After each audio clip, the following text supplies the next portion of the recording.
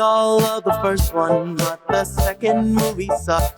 Trying to catch lightning in a bottle 2 times takes a lot of luck. Brian, Tim, and Dave are watching movies that are lame. These are the sequels that aren't equal. Hello and welcome to the show Sequels That Aren't Equal, the show that looks at major motion pictures that are well-loved, that get follow-up movies that fall well short of the mark. I am your co-host, Brian. Whoa. Luckily, we can cut this shit out. Whoa. We should keep that in here. I'm Tim. I like good times and great oldies and musicals. And I'm David. Okay, he doesn't like anything. I just like my name. We would like to thank you for watching or listening to the show wherever you are. We are both on YouTube and also on all the major podcast platforms. So if you found us on YouTube, please be aware we're also on Spotify, Stitcher, Apple Podcasts, wherever you get your podcasts. And if you found us on podcasts, you can also watch us on YouTube because we are 3 handsome devils. Yeah. And if you're questioning that, if you want to see, can see for the yourself. faces behind the voices, or if you want to go back to Spotify, candles, set the mood, please. All right, and please like the show, even if you hate it. I mean, come on, we're just starting. Yeah, this is our third episode. A little extra Calgon in the bathtub. You know what I'm saying? Like, subscribe, all that YouTube-y stuff, and with that. Our sequel that is not equal today is Grease 2. First, let's set up Grease 1.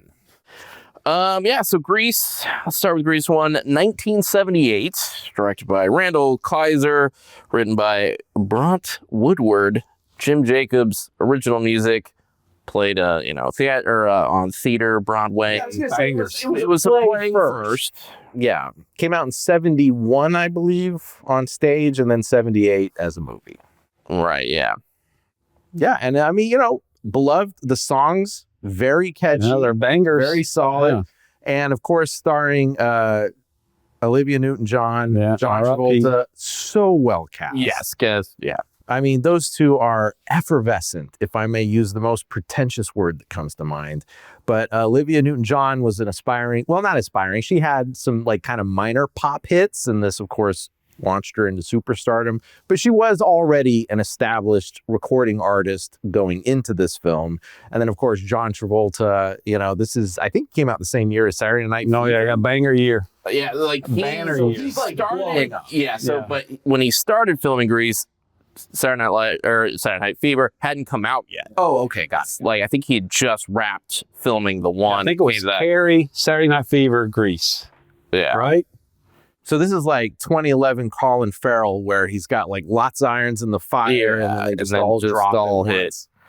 Something to also discuss. All right, so budget $8.9 million, right?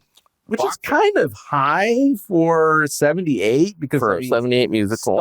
Star Wars. Star Wars was $8 million. Yeah, just the year before, $8 million. So we're talking about a budget comparable to Star Wars. Yeah. Do you want cardboard models or do you want song and dance numbers? Yeah. Take your choice. Just put that as context. The budget of this film just a year later was approximately that of Star Wars. So well budgeted. Yeah. Now, here's the crazy part. I didn't realize this until doing research. Because I knew Grease was a big hit. I knew it was, I knew of it. Yes. Whatnot. I did not realize. I looked up the box office numbers, and it is crazy. So domestically, in 1978, it made $160 million. Oh my God. Yeah. And it goes at the time. It was Jaws was the highest grossing movie, Star Wars, Grease. Wow. I did not know. Wow. Yeah, it was at one time the third highest grossing movie of all time. Grease. Wow. You have just melted my mind with that. 160 million domestic in 1978 with re-releases. It ended up hitting 190 million domestic with a worldwide gross of just shy of 400 million. Wow, they raked it in.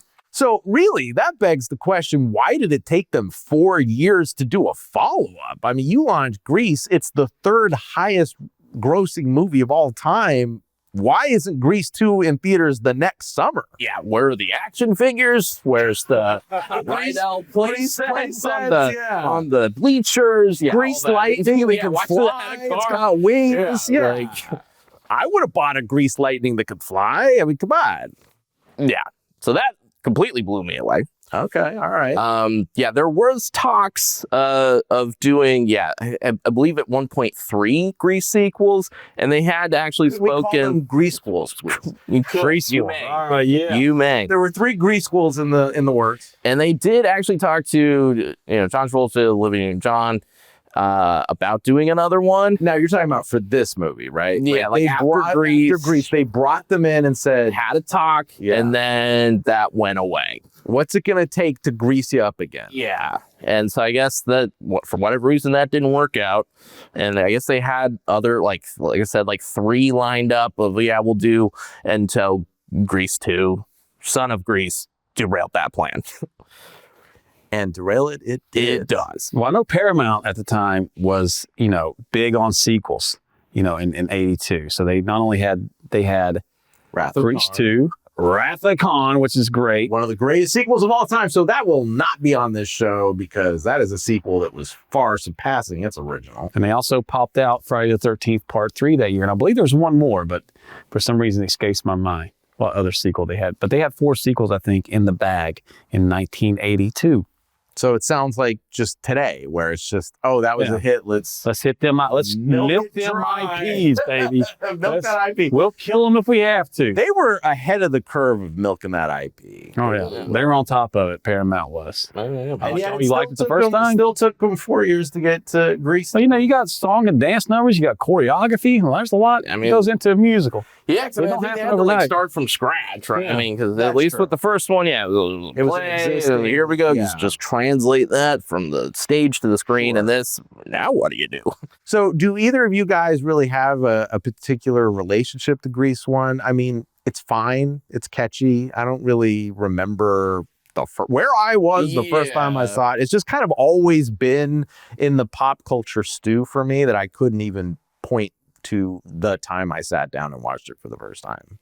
Yeah, I mean, it's one of those, like, I'm not a huge musical fan, movie musical, but I certainly respect Grease and the songs are pretty good or what, A lot of bangers in the song, so it's more like, I'm not like, oh man, let's throw down Grease, but definitely respect it and the performances, and the chemistry and charisma of Travolta and Olivia Newton-John is amazing. It's great. No, very, very well cast. So I mean, it was one of those. I think I did a lip sync to one of theirs. Was it the Summer Nights song for at high school? Right. So yeah, I want to see some VHS tape of that. I'm sure there ain't. Dig that out. I'm sure there is. Please God, let that exist. I think I was rocking a members only jacket because I was even thinking I find a black 50s. No, it's great. The gray members only jacket, rocking that. The closest thing I had to like a T-Bird style jacket. Good times. It took them 4 years. They finally did get the sequel launched. So the question is, who returned, who didn't, why? So as we said, the 2 big stars did not return. And I cannot find anything where anyone points specifically to what happened there. Did they ask for too much money? Yeah, I can't imagine them saying, no, I don't want to revisit Grease because, I mean, especially Olivia Newton-John, I mean, that just launched her into superstardom. John Travolta was already getting there through other avenues as well, but certainly threw gas on his fire. So, I mean, it was a very positive movie for both of them. I mean, I didn't hear any, production tales as they had a miserable time on set or anything, or... No, they're lifelong friends is what came out of that movie. Oh, yeah. So and they also started the same movie that same year in 82 called Two of a Kind, I believe was the name of it. A romantic, I don't know if it's straight romantic or, romantic comedy. But they each starred in the movie together that same year, Two of a Kind. Oh, wow. Yeah. So, I mean, this is definitely a case where I don't know why. I mean, it just must have come down to money. I just cannot think of anything that would have kept them out of the sequel. Well, this one had double the budget than the first one. Oh, so you think it. So because the budget of this one was, or actually it was just slightly more. It's $11 million budget. Oh wow! Do you want to know what its gross was? Oh no, it's not worldwide gross, domestic / worldwide. I'm gonna put it around 30. 15 million. Oh, I was being kind. 15 million. Real kind. Wow. So they lost money on the theatrical run. Yeah. Wow. That's a far fall. For the first one, 160 mil domestic to 15. I mean, that's quite the fall. I mean, they didn't have the, when we're doing this of returning characters, because they had Frenchie, I think the high school coach, the principal was the same. Yeah, there was that one nerdy, Eddie who I heard graduated in the first film, but yeah, somehow he made in high school. Yeah. This guy was probably the greatest nerd of his era, though. Yeah, I mean, I feel like he was in the Beastie Boys Fight for Your Right video. Of course, that could have been a nerd lookalike, but he played that same nerd role in a lot of movies, where to the fact that he had to turn down other roles in other movies. I'm sure he turned down Revenge of the Nerds. He turned down Rock and Roll High School. And there's another big movie that he was supposed to be in that he turned down to play a nerd. So this guy was in Eddie Deason, I believe his name. Yeah. He was in 1941, terrible Spielberg film. Terrible Spielberg film. Wow. You don't get to say that often. You don't, but I do for that. I get to say it was terrible. Well, I think one of the headaches for Grease 2 is, different director, which, does that help or hurt you? I mean, the production value of the movie's good. It looks great. It's edited great. High production value. So that's not, you really can't put it on the director. Okay, but speaking different to that, script do you know how big the cast is on paper for Grease 2? How much? 500. Wow. There are 500 people on screen in Grease 2.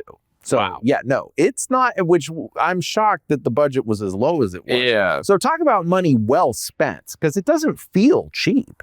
It feels like a higher caliber movie to the predecessor, as it should as a sequel, when you're following up the third most successful film of all time. The director on this film turned out she was the choreographer on the original film. So they couldn't get the director back for whatever reason, but the woman that served as the choreographer. And that's on point in the movie. Oh, sure. You can tell the choreography doesn't drop off at all. Right.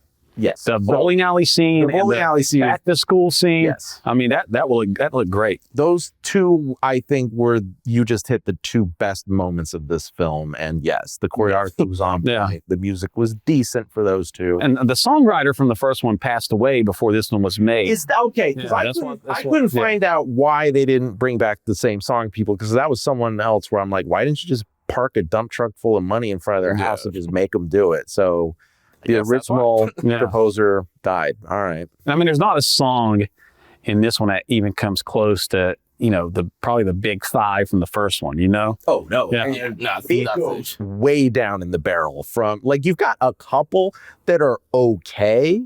Like, the best songs in this movie are on par with the okay songs in the first ones, but the bad songs in this movie are embarrassingly beautiful.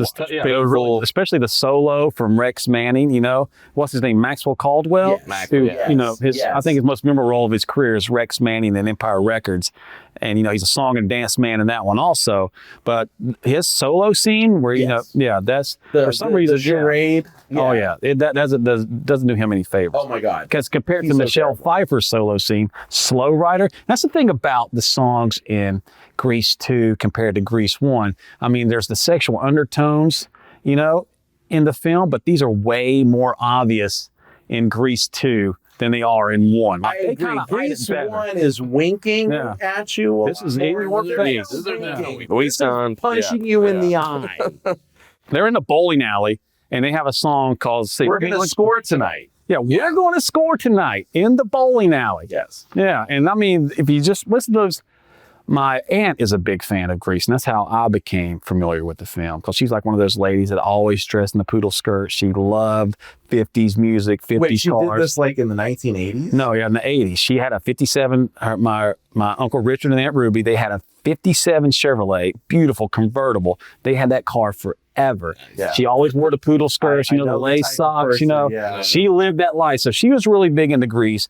And I'm 99% sure that's how I was exposed to Grease, because about 3 months ago, we had a conversation on the phone, and she's like, have you ever heard the lyrics to Grease Lightning?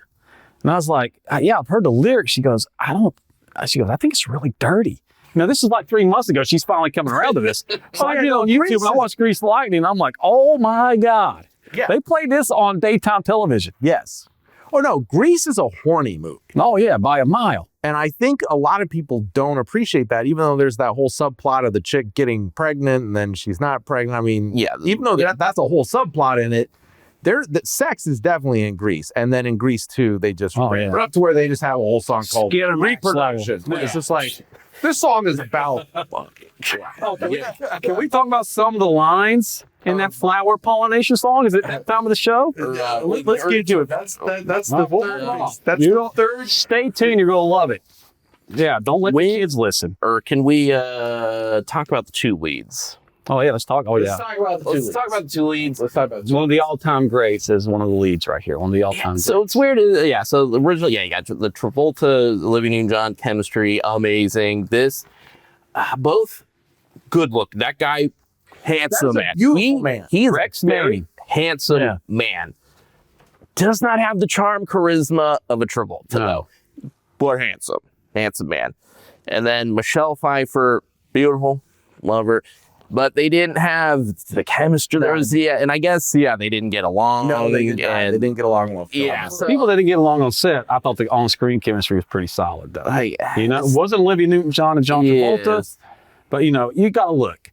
You had an actor in John Travolta who was head and shoulders above his co-star Olivia Newton-John, who plays the cute, spunky, who's a way better singer and dancer than John Travolta. But Travolta has the chops.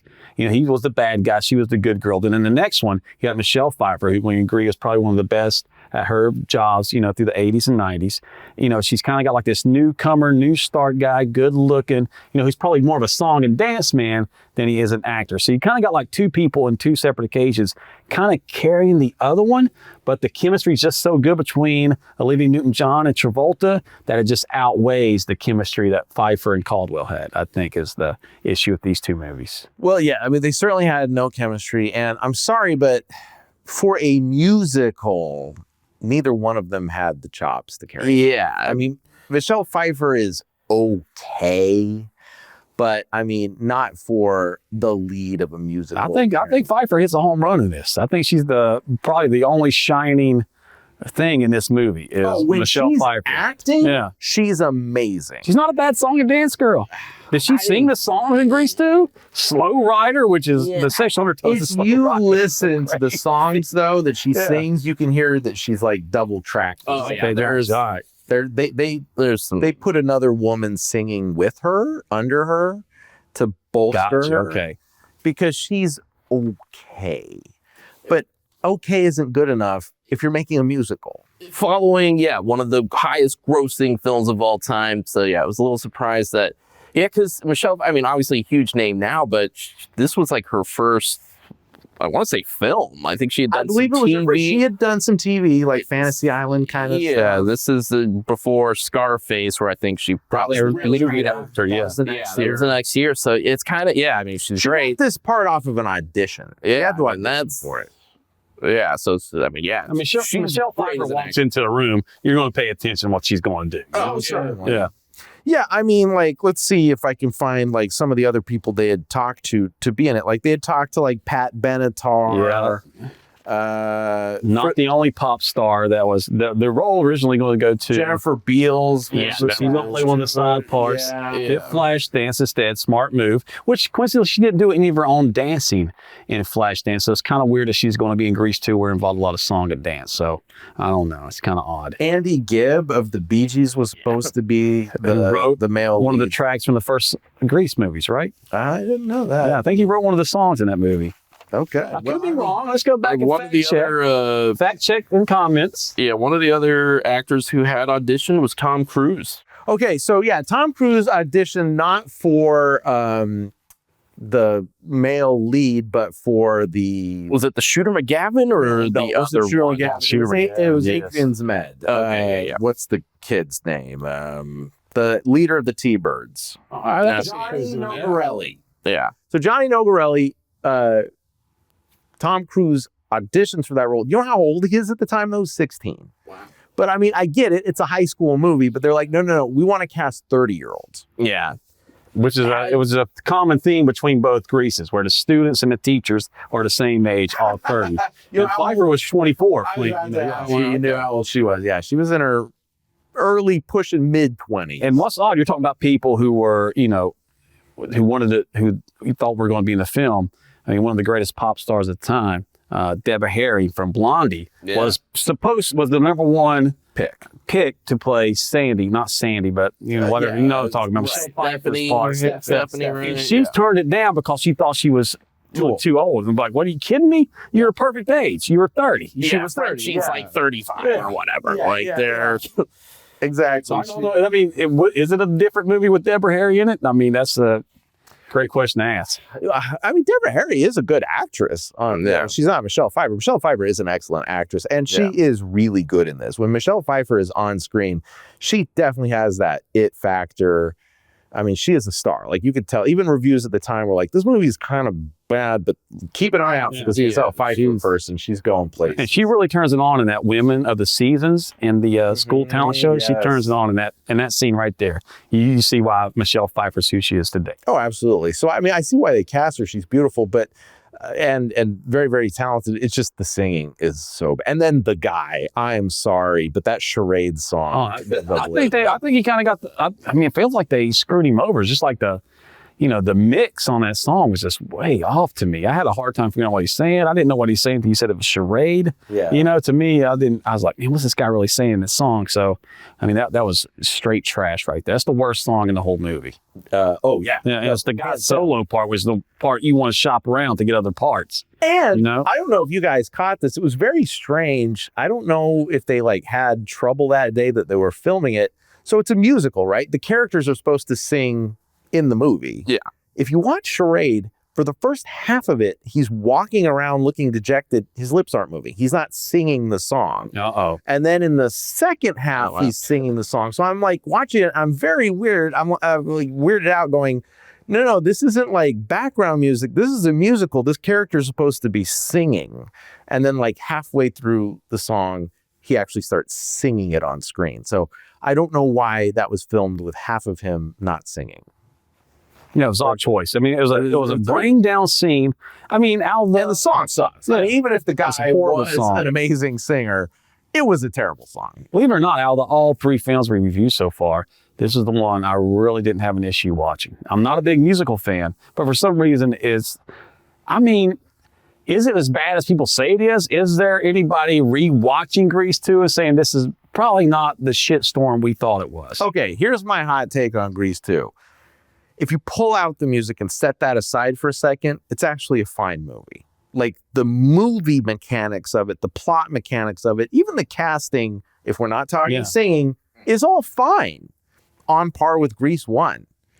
So really, Grease 2, in my opinion, really just craps the bed in the fact that the songs are terrible and the singing isn't very good. The first two songs are solid. I mean, I guess that's the reason why they're at the beginning of the film. It feels like they front loaded everything. Even then, man, it's a big drop off. The Slow Rider song by Pfeiffer is solid, but it's not. It's the third best song out of a bunch of crappers. But the first two, Back to School, We're Going to Score Tonight, are pretty good. The Storm Shelter song. Let's get to that in a minute. Yeah. So I don't know. Do we want to go into the plot? I mean, this isn't really a movie you go for with plot, but basically, to set the table. Oh, who we haven't really talked about is Adrian Zmed. So the star-crossed level. This is a lover's triangle, if you will, between Stephanie, the bad girl. She's the leader of the Pink Ladies, named after apples. Okay, and she is the ex-girlfriend of Johnny Nogarelli, and he's the leader of the T-Birds. And then the new guy is Michael Carrington, and he's a British foreign exchange student. Sandy's cousin. Why he's not from Australia? Yeah, she's Australian. He's from England, and I guess they're like, we're close enough. Australia, England. It's the same country. And he is Sandy's cousin because they're trying to tenuously, try and rule some kind of league. And apparently in earlier drafts, not only was Michael Sandy's cousin, but Stephanie was also Travolta's cousin. And then they were just like, all right, this is getting too weird. Like, just whatever. Anyway, Adrian Zmed, I thought was quite good in this role. I liked his on-screen persona. I thought his singing was on point. His dancing was on point. Really, my only criticism of Adrian Zmed in this role is that he's kind of a smaller guy. Yeah. And he's supposed to be like this badass, tough guy. Perfect role for Cruise. Yeah, honestly, I just feel like he kind of needed a little more mass, a little more size, but he didn't come off as intimidating whatsoever. Correct. And let's be honest, the T-Birds had recruitment issues. I mean, they're 4 members deep, and in a motorcycle gang of 8 rolls into their own track and field at their own high school with 0 resistance whatsoever. So the T-Birds definitely had recruitment issues. Well, they had recruitment issues. They're a motorcycle gang, and one of their guys rode in a sidecar. Yeah. So you're 3.5. How much of a failure do you have to be to ride in a sidecar in a motorcycle? What's it really called in real life? A sidecar. The bitch car. Yeah. All right. Yeah. Yeah. You don't want to be that guy. Yeah. No. Unless you're manning a machine gun and you're in World War II, Exactly. you better not be in a sidecar. Or you got a Game Boy in your hand. Or back in there, they would be electronic football. I don't get that reference. That way you can just chill back and just sit back and play some video games. At least have something to do while you're riding the bitch car, making it look so much like a bitch. That way it's like, oh, I'm going to play this game. He's going to drive me around. It looks more like, like you're in charge. Yes, I'm in charge. No, I'm sorry. I'm playing the Game Boy, you're driving. No one in a sidecar in history has ever trying to make it been look in cool, charge. Yeah. That is not where you ride if you're in charge of anything at all. So, no, I agree. And of course, you said Shooter McGavin. I forget the actor's name, but the guy who plays Christopher McDonald. Thank you, Chris McDonald, the guy who plays Shooter McGavin. One of the greatest all-time comedic bad guy roles in history. Oh my God! Sandler's notorious for having great bad guys in comedic films. Eric from Billy Madison is genius too. Both those guys. I mean, that's what makes those 2 movies bangers, because you got great bad guys. And Shooter McGavin actually does. And I love seeing him in this movie. When I seen Shooter McGavin, Rex Manning same movie, I'm like, it's going to be a banger. He played a great part in that. He was quite good on screen. Not so much with the singing and dancing, and that is kind of a problem, again, when you're making a musical. Yeah. Kind of want it to be good. So anyway, the story starts off at Rydell again. The year is now 1961 instead of like 1957, 58. It's like about 4 years have passed. And, it opens up with back to school again, the opening number where you're just kind of meeting the whole school, the teachers, the faculty. Like you said, that number's fine. It's a B. Kind of cutting and pasting early on. Yeah. It's as good as this movie. This movie at its best is a B. Yeah. And it's a B. It's fine. It's, and I'm watching it and I'm like, okay, this movie. Choreography is solid though. Choreography is solid. The production value, everything in that respect of this movie is fine. And then the second big scene really is the bowling alley, right? And that's where they sing the song "We're Gonna Score Tonight," where it's about basically. Guess what it's about? Yeah. Ain't about bowling. Yeah. Less subtext, just text. Trust point. And Johnny and Stephanie. So Johnny again is Adrian Zmed, and Stephanie, Michelle Pfeiffer. They're fighting in the bowling alley because they've recently broken up. And he doesn't like, he was trying to control her, and then something pushes her to say, I'm going to kiss the next guy that walks through the door. And like this old guy walks through the door, and Adrian Zed's like, go ahead. And then the old guy like has to turn around to get something. And then Michael Carrington, the British exchange student, walks through the door, and then she walks up and kisses him. And he's like, oh, what's going on here? In order to make Adrian Zed jealous. So Score Tonight. Not about bowling. That is definitely the second best song, maybe even arguably the first best song. Yeah, you can make that argument. Yeah. In this, again, a B. It's fine. And those 2 songs are definitely as good as this movie gets. But there's one song in this movie that just has so much comedic value. It's actually so funny. The flower pollination, when I learned about reproduction in class. I mean, if you want to see sexual innuendo. I mean, is it sexual innuendo when it's just so obvious? Yeah, that's not even called subtext. Yeah. That's just text. Yeah, there's no subtext. This is just straight off. I'm just going to read a couple of lines from the flower pollination song. All right. Put your pollen tube to work. And she actually makes this motion, all right?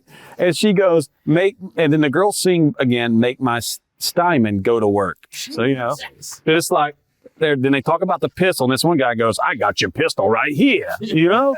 And there's a scene where guys are swimming like a sperm. Yes. I'm like, wow, okay. Yeah, not subtext, just text. It's a song about reproduction. But it's hilarious. If you want to watch one scene on YouTube, watch this scene because you will laugh your ass off. Yeah, just like the Shatner scene from American Psycho 2 from last week's show, this is the scene you want to look up on YouTube right now. Trust me. I know you laughed at the Shatner scene. You know what I'm saying? This is the same kind of scene. You'll laugh your ass off. It's hilarious. Fair enough. So, now Michael, since he's been kissed by Stephanie, is smitten with her and wants to, take her out. So he's talking to his Frenchie. Frenchie can't be his cousin because his cousin is just friends. just friends, and they're like, who you never see again at a certain point in this movie. Yes. Yeah. Never wrap that up. She's just gone. It's weird. That's the crazy thing.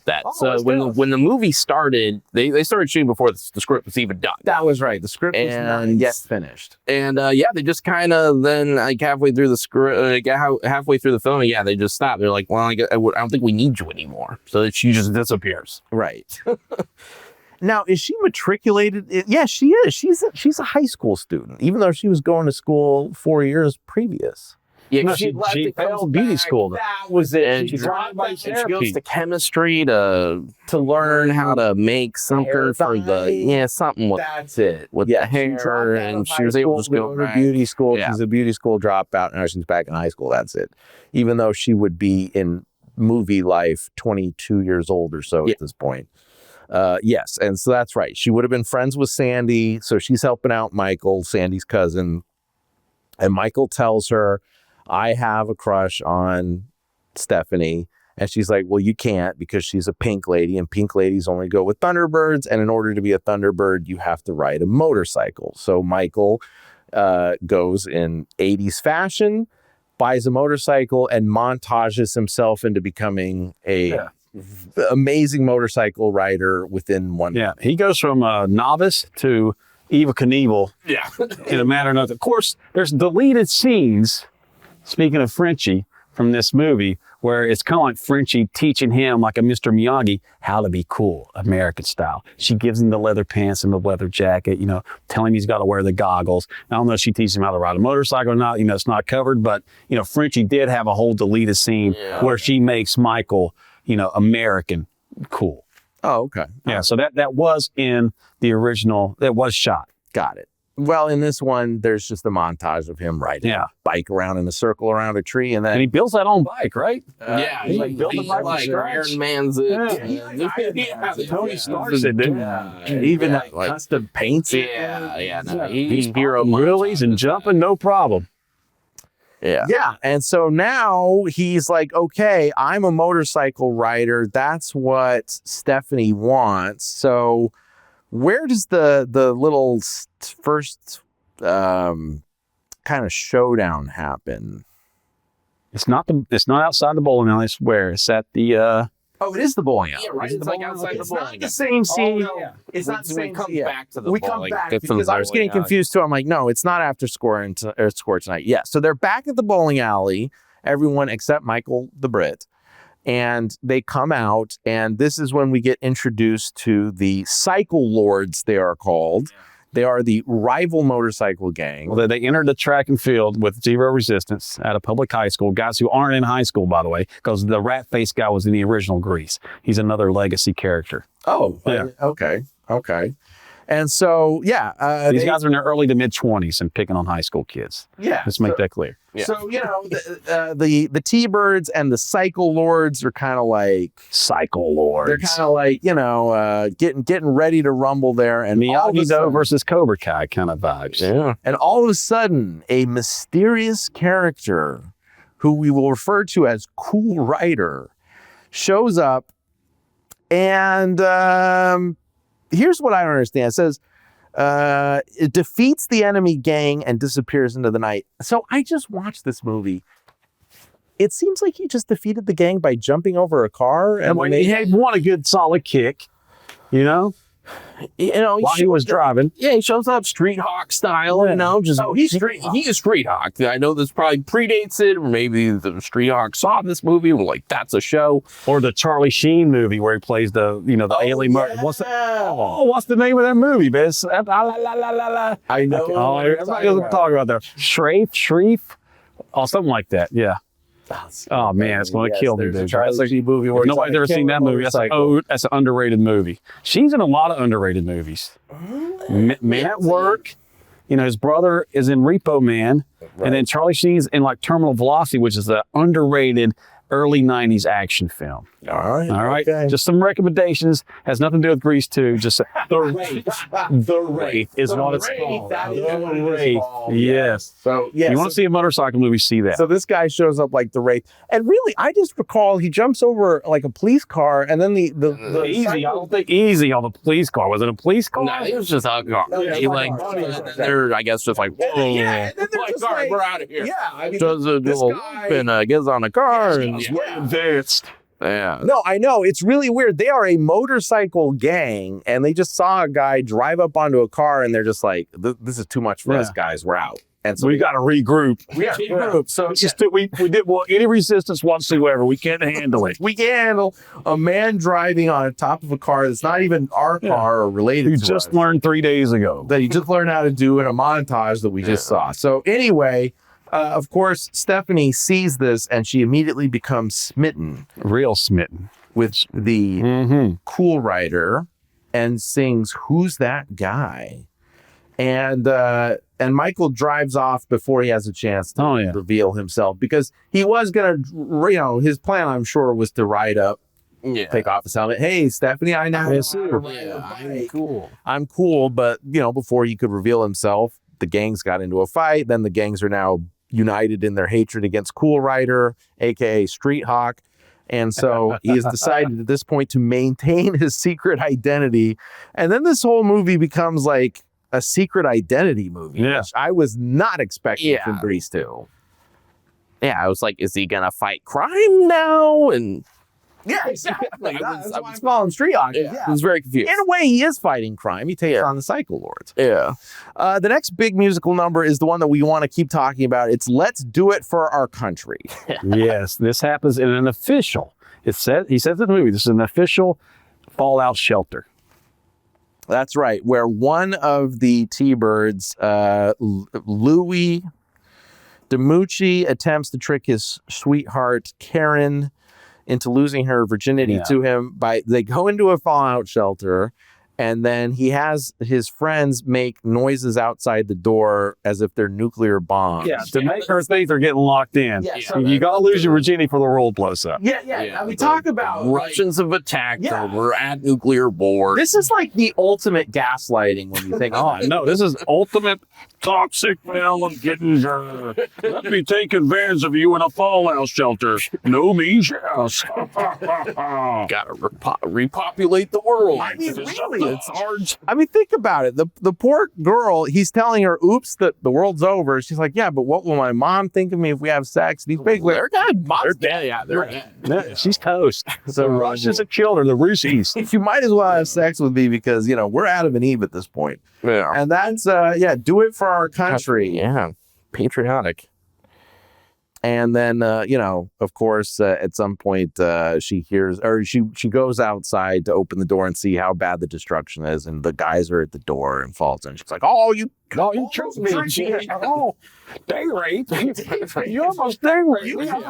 You convinced me the world was ending just so you could have sex with me. That's not polite. Folks. That's problematic. Things that don't age well. Yeah, right. And then, of course, now the next scene is Stephanie is again surprised by Cool Rider. Is this where she puts way too much ketchup on the hamburger? When do we get to that part? No, that's not this part. Because there's a whole parallel story where she's interacting with Michael. That's how you Michael, but she's also interacting with Cool Rider. And this is the scene where she's at the gas station. Cool Rider pulls her up. She immediately quits her job. She quits her job on the spot just so that she could take a ride with Cool Rider. Is this where they have the burger?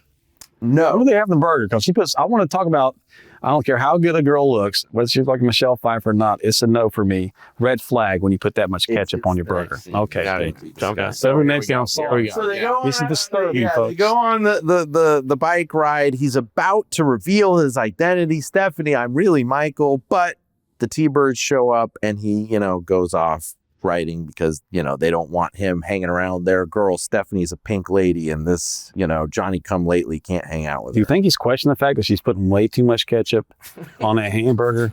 I mean, not only does she put it on the hamburger, she also dips it in ketchup while she's eating the hamburger. And, if you ever want to see like Michelle Pfeiffer, maybe not so beautiful, watch her eat this hamburger with ketchup. I was like, what's going on here? Thank God. Ketchup is a condiment that I Business happen to cat enjoy. Ketchup's good. Ketchup's disgusting. Listen, man, Fine condiment. I'm not getting on the ketchup hate train. Yeah. I love You might be alone on this You one. are. Ketchup's disgusting. You're out of the Yeah. desert on this I one. know. I'll ride that, I'll ride that till it dies. Ketchup's disgusting. Any kind of condiment's disgusting. Mayonnaise, mustard, ketchup's all gross. Hot sauce. Wait, you don't like any condiments? I mean, I like some On your condiments. You know what I'm hamburger? saying? I like. Do you have any joy in life? Let me tell you what I like on my hamburger. If I got to put a condiment on it, if the burger's not juicy enough, unlike that burger you had the other day at TGI Fridays, that's probably still on your shirt someplace. Yeah, it's staying that shirt. There's DNA extras. That's my that juicy burger. Yeah, explode. You didn't need any condiments on that. Yeah, no. But I'm a sophisticate. I like a nice little A1 or 157. You know what I'm saying? On your burger? I was raised in a double wide, not a You single are wide. a all right? monster, sir. Yeah. Well, you don't put A1 or 157 somehow. That's worse than ketchup, mustard, and mayonnaise. Yes. All disgusting. Yeah, no. Oh, yeah. This is an 157 A1. Or a nice, delicious hot sauce, preferably Cholula, is amazing. On a burger? On Like a burger, instead of American ketchup. burger. Ketchup In is lieu disgusting. of ketchup? Yeah.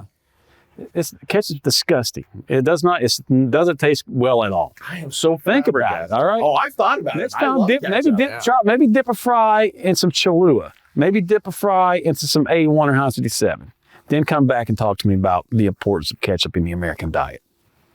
That's disgusting. I think you got to do it for your I'm just country. saying. Olivia Newton-John, way too much ketchup. Just you didn't have to go that hard. Are you talking about How many burgers do you have to eat in that Pfeiffer? scene? Yeah, Michelle Pfeiffer. Who did I say? You said Olivia Newton-John. Okay, I'm sorry. Olivia Newton-John. All Dame Olivia Yeah, Newton-John. I know. What's that? Dame Olivia Newton-John. she- She's a dame. She's a dame, apparently. Okay, guys, I have to talk about the next musical number, though, right after they get interrupted, right? So Michael is with Stephanie. Yeah. The rest of the T-Birds show up. He rides off into the night. The the pink ladies get upset with the T-Birds because they're sexist pigs. They go storming off, leaving the T-Birds alone to their own devices. Uh-oh, what's going to happen? Oh, what's going to happen is a baffling musical number.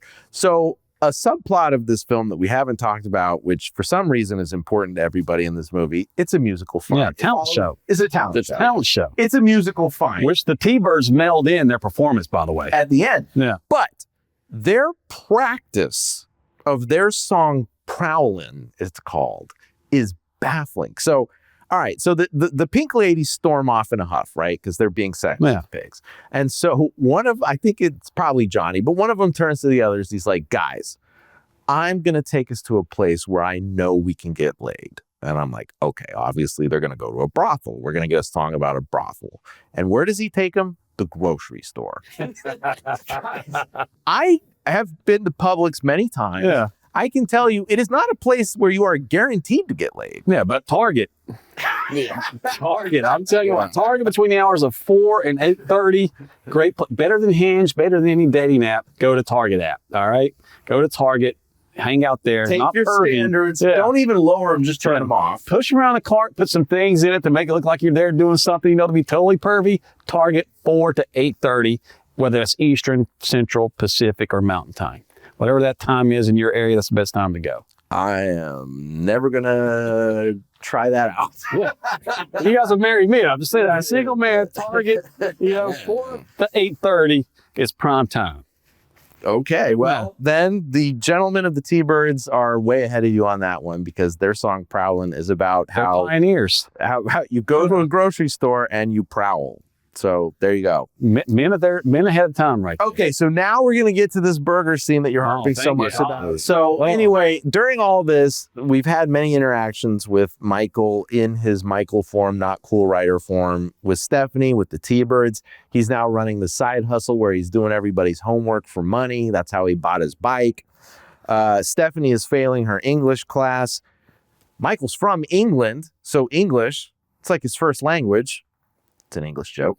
Yeah, that wasn't. Didn't they do that in the movie? Oh, they're like somebody's talking like real slow to him.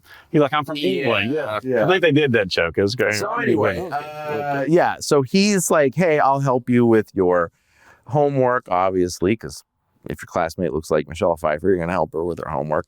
So they go to a diner where she then puts too much ketchup on. Oh, it's too much for a way too much. I mean, she just would have stuck with the first squirt of ketchup, but then she decides to dip it in even more ketchup, and it's disgusting. So as they come out of the diner after she has digested all this ketchup, then she runs into the T-Birds. The T-Birds are like, "Hey, why are you hanging out with Michael?" She's like, "Hey, I can hang out with whoever I want. I'm an empowered woman." And basically they like say, "Well, then we should strip you of your pink ladies jacket because, the pink ladies belong to us," as the T-Birds. Highly problematic, but that is where they leave off. Didn't age well. No. And at this point, Stephanie is now conflicted because while she has feelings for Michael, she also pines for Cool Rider. Yeah. Not knowing that they are in fact the same person. While Michael is conflicted because he knows that Stephanie likes Cool Rider, and can he keep up the charade in order to win her affection? And that's when he sings the horrible song, Charade. Oh, yeah. No, they did not do Maxwell Caldwell, is that his name? Any favors? Yeah. AKA Rex Manning. If anybody wants to know who this guy really is. Yeah, he said that Grease 2 derailed his career and was being called the next Richard Gere and this, that, and the other. Then this movie came out and he ruined his career. Probably right. Yeah. So there you go.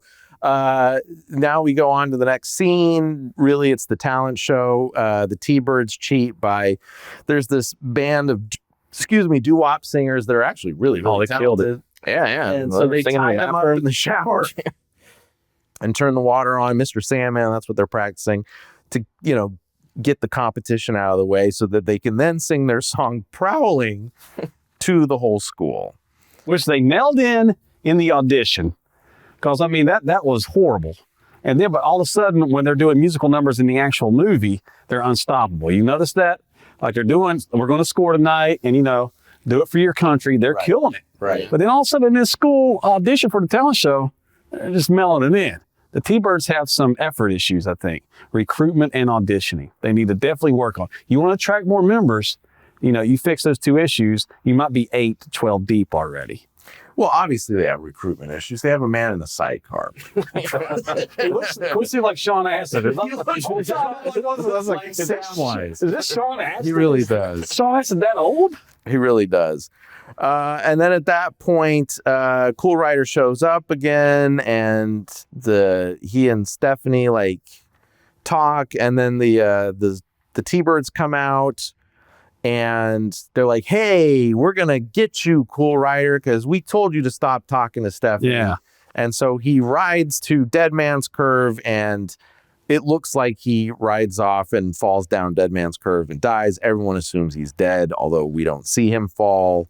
And then that's when Stephanie, now thinking that her crush is dead, goes back into the talent show and then sings her number. Like, she's not like, "Hey, I'm out. This guy I like just literally killed himself in front of me." She goes back in and then sings her song, which was okay. And cinema-wise, I think it's, the best looking scene of the movie. You got that slow shot of Michelle Pfeiffer, just kind of like staring off into the distance, has her mind on other things. And the song almost has like a Carrie vibe to it. Like I was almost expecting a bucket of pig's blood to come crashing down on her. But then it's got this, slow build right for her, signing out of doing the group song to her own little solo number, which is probably the most diva thing you could ever witness at a high school talent show. Because she's supposed to be singing a quartet with her three friends and starts that way, and then it does seg into Love Will Turn Back the Hands of Time. Yeah, which somebody knew the music for. You know what I'm saying?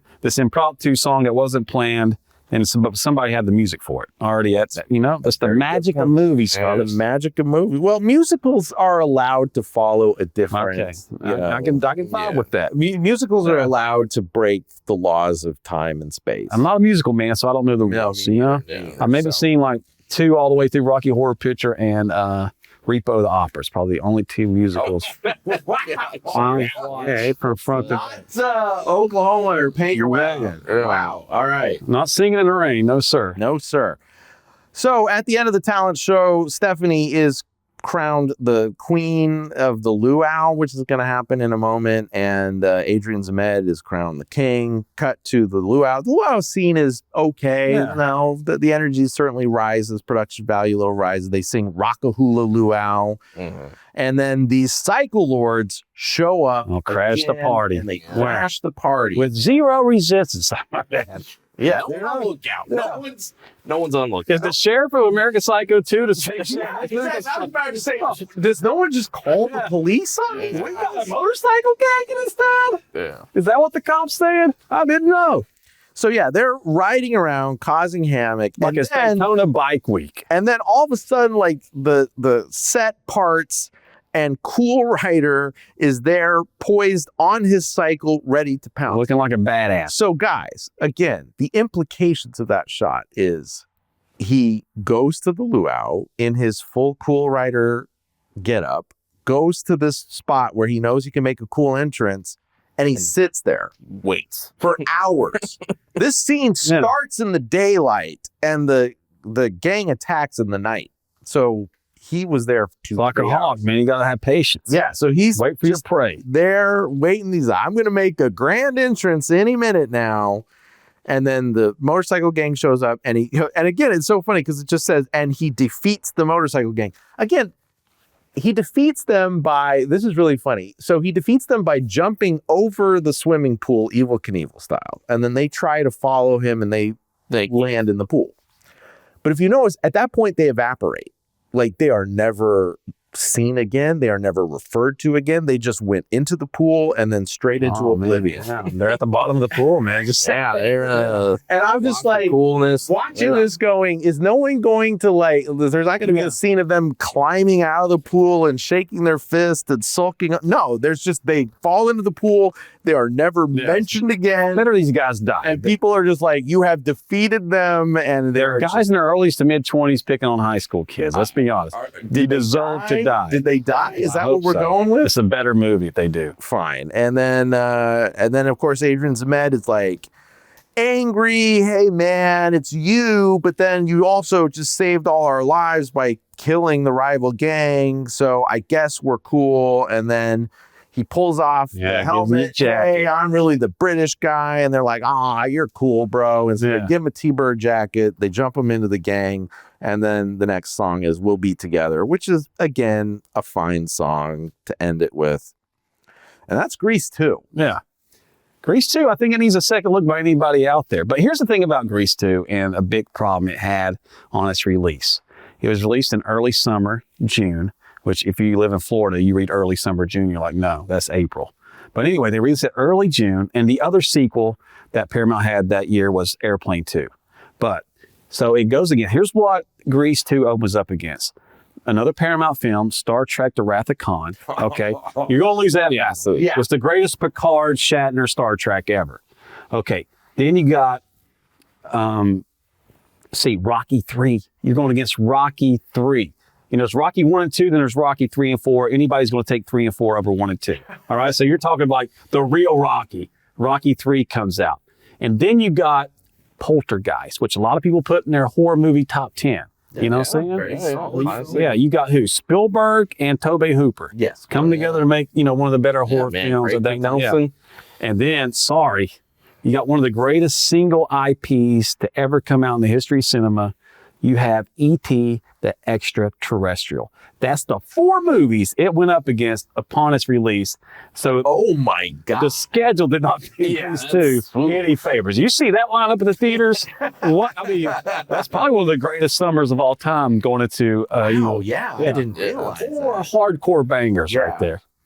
And I'm sure they were very confident, coming off of Grease 1. They're like, they're like, we're going to dominate. What's this E.T. movie? Yeah, E.T. word, And garbage. Wow. They just got their lunch eaten. Dude. Oh, Rocky 3 will burn out. It's the 3rd one. Yeah. How good can it be?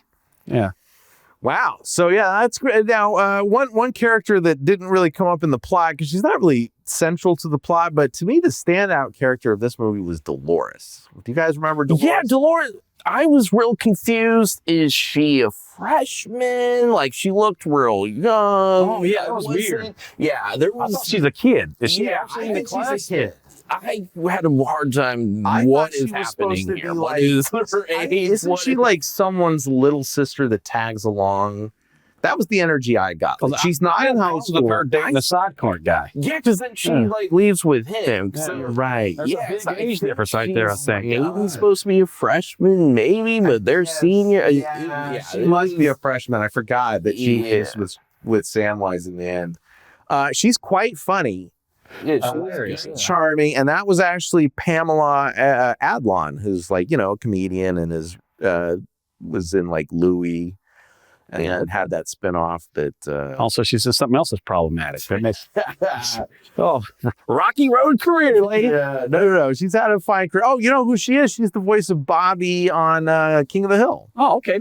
And a ton of voice, like a ton of voice acting. Like, you look at her IMDb page, it is a mile. Oh, so she did okay. She did. Yeah, great. And I just remember every time she was on screen, I just enjoyed her. I thought she was really funny. It was weird energy because, very weird energy. Yeah. She must be a freshman, but to me, I thought she was like 12. I thought she was like someone's kid sister.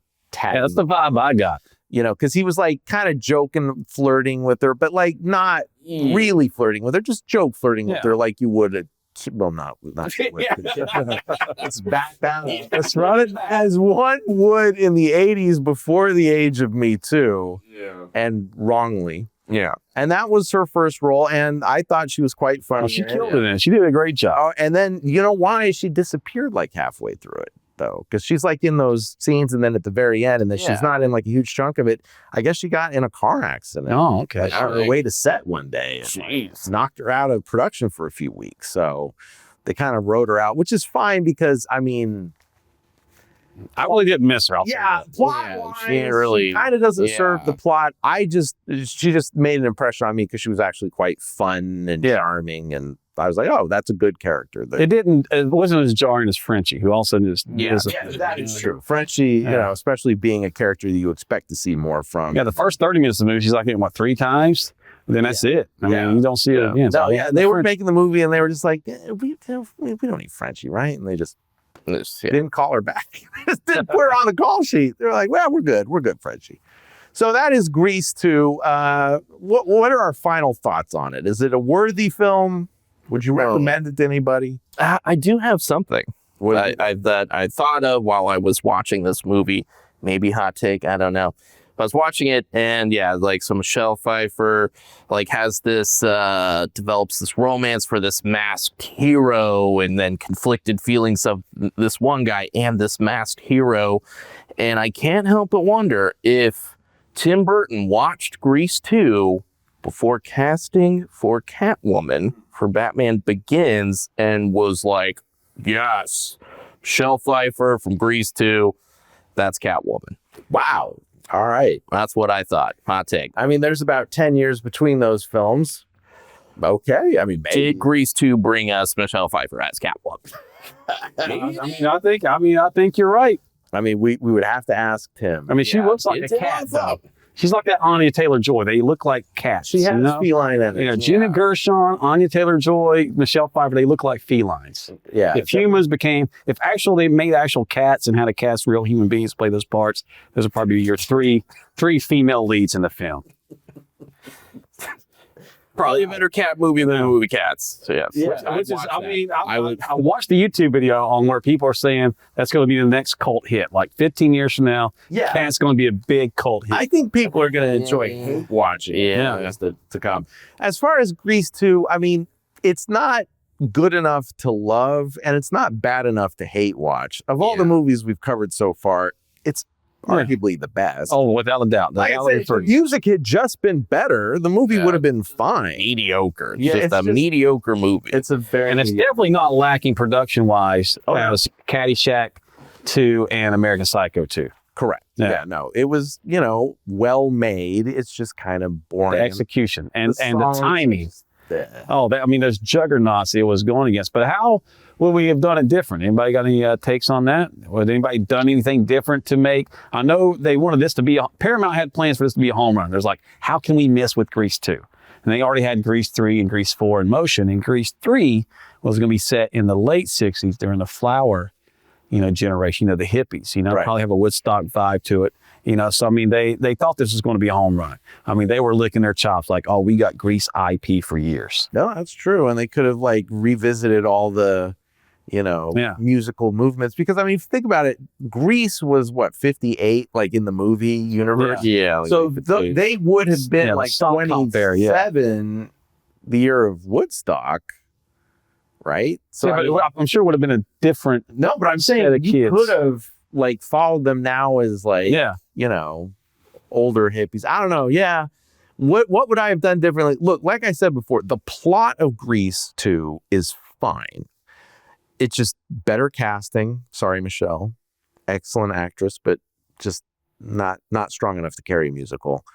And the British guy. Oh, definitely. Rex Manning is I don't think it did any favor. Yeah. He looked at me. Beautiful man. Not denying the handsomeness of that man, but it just wasn't there. The singer. Yeah. The singer. 15 years later, he had to live for Fuller pawning over him. You know what I'm saying? So, yeah. But instead of saying what we've done different, because it's like a musical, I have really no idea how to make, because it sounds like they had good plans for it, but what era of music and dance would you guys like to see maybe a future Grease go to, instead of saying what kind of sequel we have made? Since it was going to be an IP that was going to go on forever, what era of music and dance would you guys be oh, we need to have this for Grease? Oh, man. We're talking disco. You could have done, we're talking 80s new wave. Yeah, you could have done new wave. Early 90s grunge. Yeah, and you could have kept having that star-crossed lover of then what if you had that mid-80s solid gold, that strong, and doing some break dancing, the mid 80s, new wave, early hip hop, street break dancing style. I think, in my opinion, that would have been a killer Grease. Well, and you got to remember too that even then they were cashing in on nostalgia. So if they made it in the 70s, the first one went back 20 years from nostalgia, which is kind of how far at least you need to go back to really pull in the nostalgia train. The problem is that, and then the second one was trying to do the same thing, because it came out in 82 and it was set for 61. You're making Grease 3 now, where you put right now, the year 2022. Cynical Brian would say in the 80s, because Hollywood is obsessed with the 80s. And the 80s is so culturally identifiable. And I think that every decade of culture is so well demarcated until you get to about 2000s. And then it kind of all mushes. That's our fault, though. That's Generation X's fault. There's not a huge cultural difference between the 2020s and the 2010s. Yeah. Like there is between the 90s and the 80s, or the 80s and the 70s. It's just becoming a miasma of pop culture where you're not getting these clear generational demarcations anymore. And the only way you can tell 2000 from 2022 in a movie is what cell phone are they carrying in their hand. Honestly, you're right. You're identifying it by tech, not by culture. Exactly. Or where the hair part is. I feel the split 90s, and although that's now come back, the late 90s are coming back with a storm. I'm starting to notice it. The 90s I used to wear that stuff. You know? Or if I see the frosted tips, I'm all right, so we're in late 90s, early 2000s. I got the necklace. But as Gen Xers, we're kind of compared culture-wise to what the greatest, the traditionalists did, the greatest generation that defeated the Nazis. We didn't do anything on that level, but as far as being cool having the coolest stuff, the coolest music, the coolest clothes. I think it ends with us. I think that's why this last 20 years has been like, oh, they're just recycling everything that we had, you know? Because all our IPs are still strong. Everybody wants those IPs. You know, your kids want our IPs. My nephews and nieces want our IPs. So, absolutely. I mean, I think it ends with us, really, as far as. I mean, there's another Transformers movie coming. Oh, yeah. Yeah. So, yeah, absolutely. No, the 80s really was kind of like the high point of pop culture. I'm not saying it's the high point of like culture. I'm saying it's the high point of pop culture. The greatest pop culture era of all time. And now it's kind of pulled back. I think it was like 84 to maybe, 99, 98, you know? It's kind of like, because, music was still like, you can definitely tell a change in music. Yeah.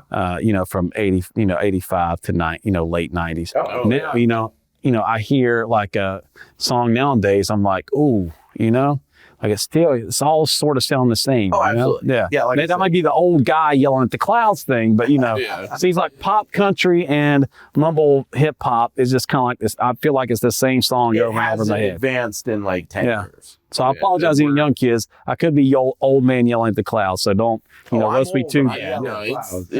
Like music's, it's definitely very, like the Running Up the Hill, Kate Bush, it sounds like it could have just come out now. Oh, yeah. It's a huge hit with what that song was. It's just, it sounds like, man. And I'm glad Kate Bush got her props. Yeah, on it. It's over, dude, man. She made more money off that song last year than she made from the 84 until the year before that year. It's insane how that is. Fortunately, I had a girlfriend in the late 90s who's a Kate Bush fan. So I was exposed to Kate Bush, around the late 90s. I wasn't a fan of her in the mid 80s, but fortunately I had a girlfriend who's into Tori Amos, all those Little Affair girls. Yeah. She's really into Kate Bush. So that's where I got my Kate Bush vibe from. And that would be a good, just think if Kate Bush would have wrote the music for the mid 80s Grease, So I'm just throwing that out there. I'm just throwing that out there to the universe, right? I think mid 80s Grease would make the most sense if you were going to remake it. Solid gold dancers, break dancers, the new wave, punk scene. Oh, you can bring in the goths, like Robert Scott was starting hitting there. Absolutely. Oh, that'd be totally dope. Yeah. So let's talk about any future use of this IP. So the question we end with is, what other Greases have there been? And the answer is none yet. Yeah. But there is a Grease spin-off show that is floating in the ether. Ooh. And has been for a few years now. So originally it was going to be called Rydell High, and it was going to be on HBO. Oh, shoot. HBO behind that's going to be good. Yeah, HBO does nothing but bangers. HBO dropped it. Ooh. Then it had to suck. Yeah. So then they said they were going to rebrand it as The Rise of the Pink Ladies for Paramount Plus streaming. Paramount Plus does good stuff. So I just today was on Variety and Deadline.com. These are like, trade websites for Hollywood. Just trying to get an update as whatever happened to Rise of the Pink Ladies. So apparently it cast in January of this year, a bunch of casts I've never heard of, so don't ask me who's in it. And I saw a production report saying it started filming in March of 2022. Okay, so right now we are in December of 2022. There is no way that they are still shooting this show 8 months later. And I can't see them still being in post-production in this show 8 months later. It's not like they're making a Transformers movie. There's going to be no CGI involved. I'm kind of thinking the show must have died on them. Oh, you think so? I don't know. I saw on IMDb, like, it's back on HBO Max. Like, there is it says HBO Max, and it's now, it has the Rise of the Pink Ladies. But if you go with set pieces, choreography, songwriting, I mean, that's going to take a while. I mean, if you go old school Hollywood method, and the good thing is if you cast a bunch of no names, then, you save money there. Maybe get some Broadway kids. They are all no names. They don't have there's not like an Olivia Rodrigo or any big names like that. I didn't recognize any. It would have made sense to do something like that, no one like that. Not even someone that they farmed from like the Disney Channel. No big name Zoomers. Yeah, no. Even from the Disney Channel or Nickelodeon farm teams. If they stick with Grease tradition, they'll get older millennials being like kids. Early 30s. Yeah. Hey, where's Selena Gomez? So I don't know, man. I have a feeling that this thing is dead. And I have a feeling that the IMDb page just hasn't been updated. because according to Deadline, I saw the announcement where it did get pulled from HBO and said it will be on streaming. And I saw the announcement, hey guys, we're starting principal photography. And that announcement is 8 months old. Wow. Okay. So Rise of the Pink Ladies, Maybe. is it coming soon Yeah. to Paramount? Is it not coming soon to Paramount? If anybody knows, comments. Comments. Yeah. Leave it in the comments. Leave it in the comments, but I don't think that is coming. That's a bummer. We could die on the vine. Would I've cared about that news before I watched Grease 2 and took a deep Grease dive? No. But now that I've watched Grease 1 all the way through, I don't think I've ever done that before. And then I watched Grease 2, the sequel, and got not so much emotionally involved with the IP, but knowing that there's a pink lady or something, like something, something I can identify with, then, maybe set in an era or a time that, we can pick up on, it might be better. I don't know, but it's still a musical. So, I think it's a musical. it's got to be a musical. There's no way Yeah. and making Sure, doing Grease and not doing a musical would be better. No, it's supposed to be musical. Why wouldn't they make a play out at first and see if that floated? That seems like that would be the better route to make Grease successful, is to make a Agreed. play, put it on Broadway, kick the tire, see how it goes there. Then, that seems like, that's, if you want to repeat the success of the first film, that should be the steps you should take for future Grease projects. Yeah. Or did High School the Musical steal that thunder from Might Grease? have, yeah. Or did it light that fire? Yeah. And Lee from a few years ago. Well, what is sad is now with the loss of Olivia Newton-John, of course, we will never have that kind of Legacy, yeah. Yeah. because I'm sure they would have done like a cameo, like, hey, look, Yeah. it's the kids from the first one. They're still together 40 years later, 50 years later. Oh, wait, no, I'm sorry. That was set in the 50s. All right, so maybe They're still alive? They're still alive. They're what? Miracle of medicine. They're going to dance their way in?